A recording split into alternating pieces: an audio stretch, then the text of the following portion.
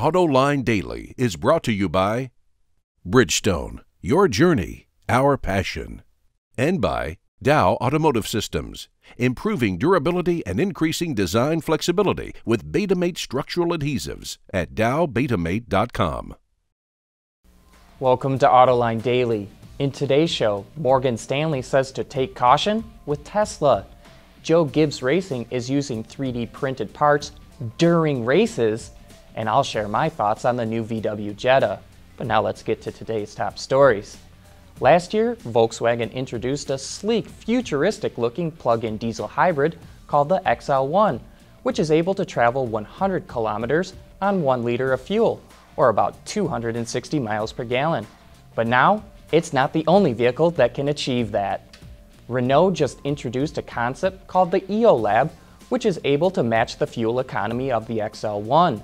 The Eolab, which is powered by Renault's gasoline-electric hybrid technology, has a sleek design, but it's much more conventional looking than VW's high-mileage car.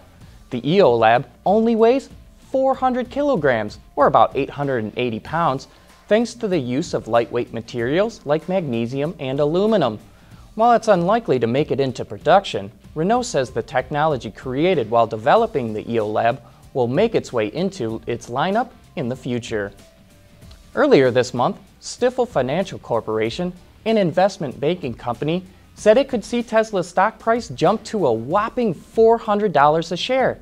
But now an analyst from Morgan Stanley says to take caution because EV sales are failing globally, Tesla's growth in China may be limited, battery-powered vehicles still require technological breakthroughs to become mainstream, and autonomous vehicles are a threat to Tesla's business. Sounds pretty sobering, and it's important to note that this comes from a company that still believes in Tesla's strategy and says it's the world's most important car company. Ford is taking its reveals to the max ahead of the upcoming Paris Auto Show with the debut of the new C and S-Max vehicles. Let's start with the C-Max, which will come in 5-seat form or as the 7-seater Grand C-Max. The styling was redone and now matches the rest of the automaker's lineup. It will be powered by 4-cylinder EcoBoost and diesel engines and gets a refreshed interior with a suite of new technology and safety features. It goes on sale in Europe early next year. And now on to the S-Max, which was also redesigned for 2015 and looks very similar to the 5-seat C-Max. The S-Max also comes in 5- and 7-seat configurations, will debut Ford adaptive steering technology in Europe, and also boasts a new 1.5-liter EcoBoost engine.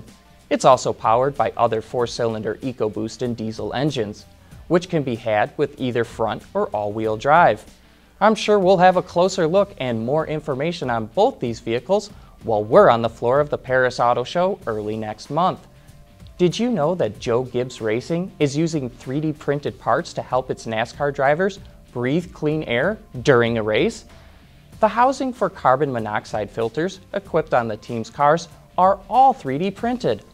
Brian Levy from Joe Gibbs Racing tells Autoline that, and I quote here, "The geometry in this part we wouldn't be able to produce if not for the rapid prototyping technology," end quote. Traditional manufacturing techniques would add time and cost for the team, but 3D printing gets it done fast.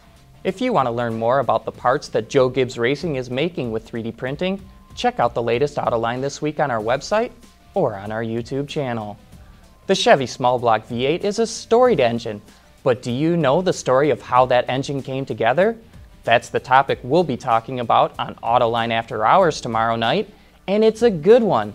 So tune in tomorrow at 6 p.m. Eastern Time on our website, autoline.tv. And coming up next, a look at the refreshed 2015 Volkswagen Jetta.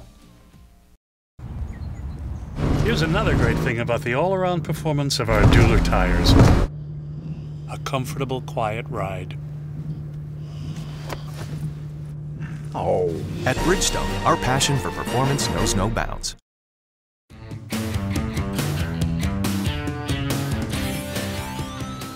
The 2015 Volkswagen Jetta is a small four-door sedan that competes against the likes of the Chevy Cruze, Ford Focus, Honda Civic, and Toyota Corolla. The price of the vehicle we tested came in just under $22,500, which was equipped with a 2-liter diesel engine mated to a 6-speed manual transmission. In that trim, it's capable of hitting 31 miles per gallon in the city and 46 on the freeway. The Jetta is Volkswagen's best-selling vehicle in the US, and it just received a series of subtle updates for 2015. Up front, the most noticeable change is to the lower portion of the bumper, while out back, a new deck lid and taillights give the car a less frumpy look. As you can see from those side-by-side pictures, not much has really changed, and the same goes for the interior too. The biggest difference comes in the form of a new steering wheel and HVAC controls, but it gets a host of new safety and technology features as well. I like when interior spaces don't look too busy, like this one. But even though I can't quite put my finger on exactly why, there's just something about this design that I don't like. I also wish the display screen was a little bigger. There's plenty of open space on that dash, and the screen can be hard to read, especially with the navigation on. Base models will be powered by a 2-liter naturally aspirated 4-cylinder engine, which will be good for 25 mpg in the city with a 5-speed manual transmission. That number drops to 23 mpg with the 6-speed auto, but both get 34 mpg on the highway. The next step up is a 170 horsepower turbocharged 1.8-liter that gets 25 mpg in the city and 37 mpg on the highway. An all-new 2-liter 4-cylinder diesel engine is also available, which cranks out 31 mpg in the city, 46 on the highway with the 6-speed manual, and 45 with the automatic. That's 4 and 3 mpg better on the highway than the previous unit got. This is the engine I went driving with, and it was pretty good.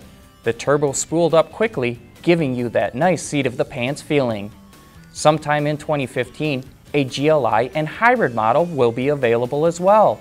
The GLI will get a tweaked version of the turbocharged 1.8-liter, which comes in 2-liter form and is good for 210 horsepower and 207 pound-feet of torque. The hybrid is powered by a 1.4-liter turbocharged 4-cylinder engine with a 27 horsepower electric motor, which will be mated to a 7-speed automatic transmission. Getting behind the wheel of the Jetta is nothing to write home about, but that's not what this car, or any car in this segment for that matter, is supposed to be about. The multi-link front and rear suspension give the Jetta a nice ride. It handles well over bumps, staying in a nice straight line, and it can even take a more spirited maneuver here and there. Prices start at just over $17,000, including destination charges for the base 2-liter model. The 1.8T starts at around $20,000, the diesel comes in at about $22,500, the GLI will start just under $28,000, and a well-equipped hybrid comes in at around $32,500. Look for the 2015 Jetta to start hitting dealer lots in the third quarter of this year. But that's it for today's show. Thanks for watching, and have a great day.